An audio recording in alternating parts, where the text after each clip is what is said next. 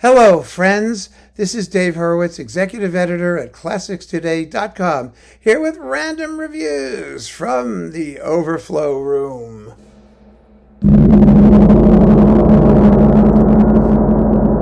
And we're continuing our traversal of Hindemith, and today we have a particularly exciting little batch of recordings to talk about.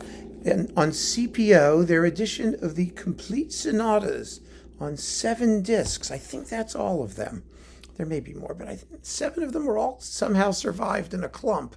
And so I'm going to treat it as though that's the edition. I think it really is. It features Ensemble Villa Musica in splendid performances, magnificently recorded. Hindemith is famous, absolutely famous, for learning to play every single instrument and then writing a sonata for it.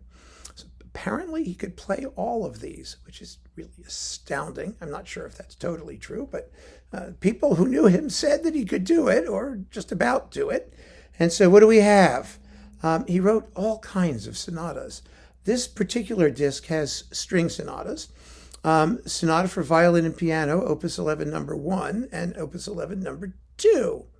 So they're really, really fine. The last movement of the second one is fun. It's im Zeitmaß und Charakter eines geschwinden Tanzes, frisch und stets bewegt, which means in rhythm and character of a fast dance, fresh and lively and always moving. And it's just incredibly fun. Then we've got the Sonata for cello and piano, Opus 11, number 3, without key signature. It's ohne Tonart. And his Sonata for viola and piano, Opus 11, number 4. He did these things like, the composers of old. You had an opus that had multiple works included. So these are all Opus 11, numbers 1, 2, 3, and 4. Sonata for string instruments and cello. Hindemith himself was a violist. A very fine violist, supposedly. He was in the Amar Quartet with his brother and others. And so he was well known actually as a performer before he was well known as a composer. So we have, Ensemble Villa Musica with Ida Bieler, Enrique Santiago, Martin Ostertag, and Kala Randalu, piano. Yeah, that's volume 1. Volume 2, get ready. All right, listen to this list. For solo instrument, these are complete sonatas for solo instrument and piano. They're also sonatas for instrument solos without piano. So, yeah. Kleine Sonata for viola d'amore and piano from 1922. Sonata Opus 25, number 4 for violin and piano. Sonata in E for violin and piano from 1935. This sonata has an interesting history, because this sonata got him into loads of trouble with the German authorities. This is actually the sonata that got his stuff banned until Furtwängler did the premiere of the Matthäus der Mahler Symphony and got him even more banned. He was overheard to make disparaging remarks about Hitler and the Nazi regime, but he wrote this little violin sonata. It's in E major. It's lovely. It's sweet, it's charming, it's 9 minutes and 50 seconds long. People enjoyed it. It got broadcast on the radio, and the Nazi regime went apeshit over it. So there you go. Sonata in C for violin and piano of 1939, and then a sonata for viola and piano. So there we go, from 1939 also. That's volume 2. Volume 3.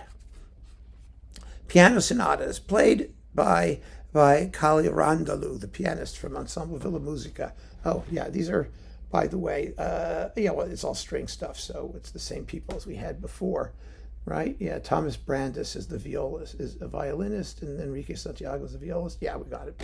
Basically the same folks.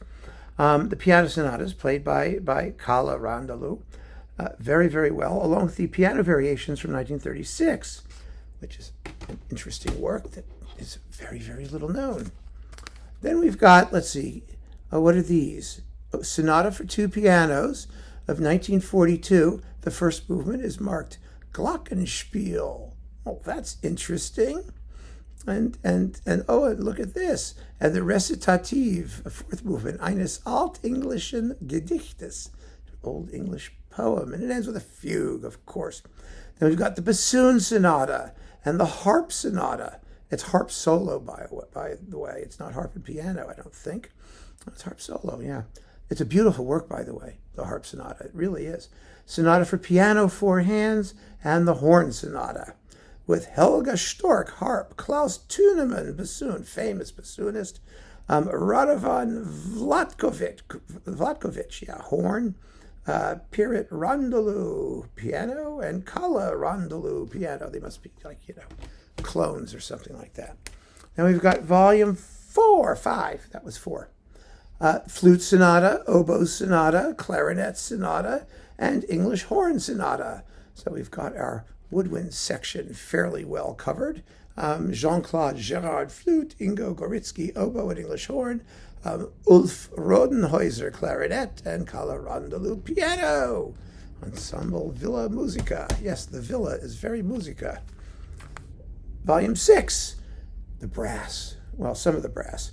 We've got the 1943 horn sonata, the trumpet sonata from 1939, and 3 organ sonatas, which are actually also fun. Hindemith's organ music is fun and interesting. It really is. He wrote an late organ concerto, too, that was really good. So we have, these are all from 1937 and 1940, the three organ sonatas. One of them is quite short, only 7 minutes. And the other, it's based on chorales, by the way, this last one, I think. And then the other 2 are sort of longer and more substantial with, of course, a big concluding fugue at the end of number 2. That's juicy. And let's see if we got some of the weirder ones here. Well, yes, these are some of the weirder ones. We've got, let's see, the cello sonata, a small sonata for cello and piano, A Frog He Went A-Courting, variations on an old English nursery song for cello and piano. Well, that's fun. The double bass sonata, the tuba sonata, and the trombone sonata. And that really sort of does it for like all the orchestral instruments. There are weird other pieces. There's like his Trautonium sonata and things like that, but that's not, I believe, with piano. So we have to wait and see where those turn up. I have them somewhere over here. So, wow, quite a collection of Hindemith's sonatas for instruments and piano, but also the organ sonata and the harp sonata and some other solo sonata things. Whew. And he could play them all. What a guy. Keep on listening, friends. Thanks for joining me. Take care.